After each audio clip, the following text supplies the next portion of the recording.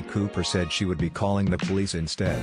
"I'm going to tell them there's an African American man threatening my life," the white woman told him, pulling out her iPhone and dialing 911. Less than 24 hours later, after a video of their exchange went online, she has lost her dog, her anonymity, and temporarily, her job.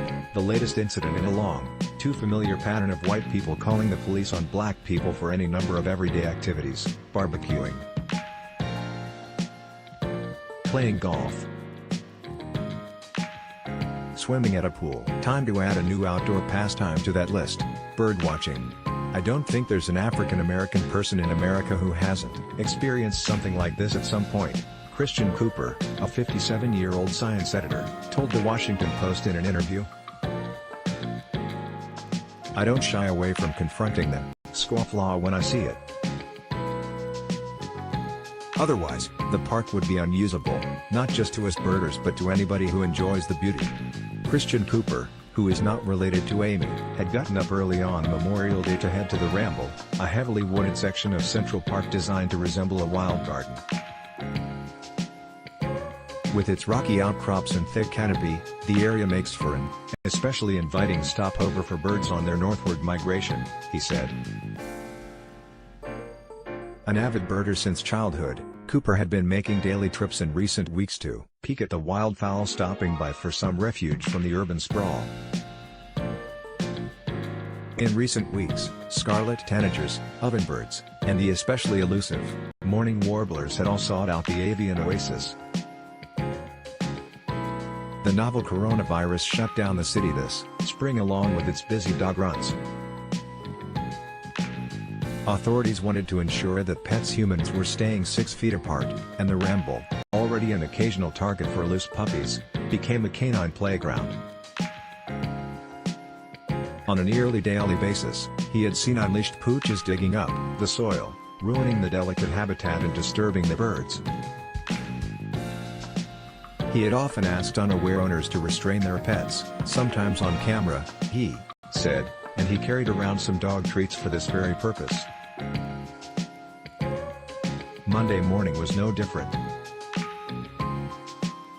Around 7:30 a.m., he spotted Rowdy, 2-year-old Henry, grazing through the brush, as his human, an investment banker in yoga pants and a face mask, was standing right by a sign saying all dogs must be leashed.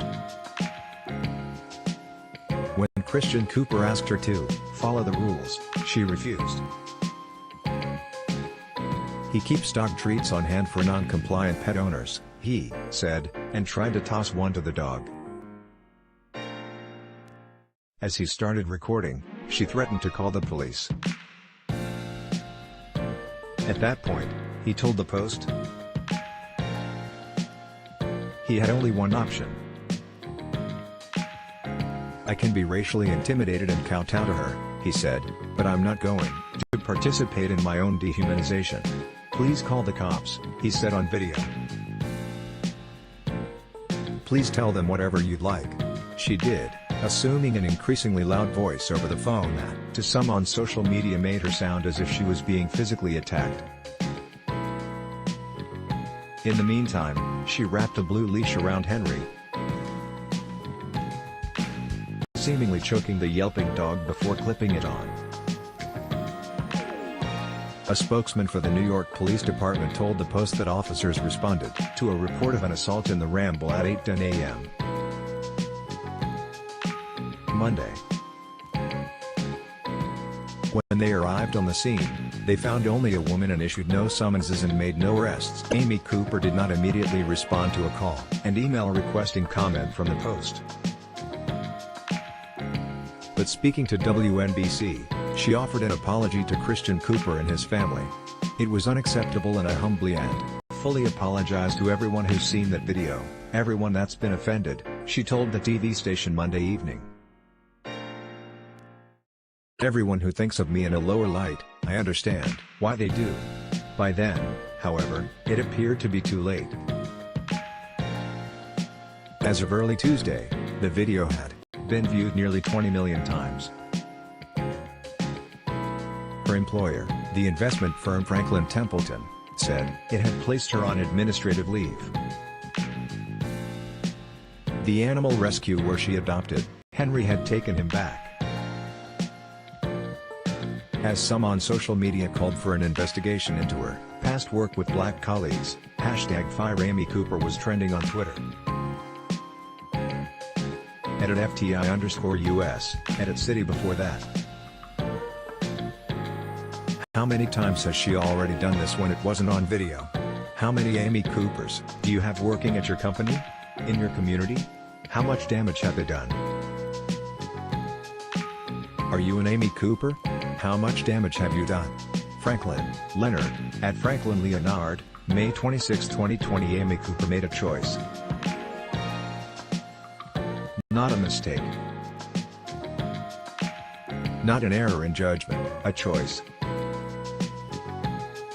She chose racism, fully and deliberately chose to attempt to put a black man in harm's way for the offense of asking her to obey leash laws. She was going to try to ruin his life, if not take it.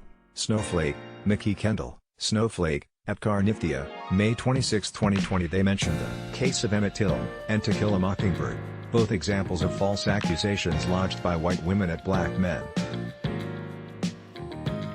Many, including Christian Cooper himself, pointed to the case of Ahmaud Arbery, a black jogger who was shot down and killed in Georgia by a group of white men earlier this year, 74 days before anyone was arrested. But Christian Cooper also said things have already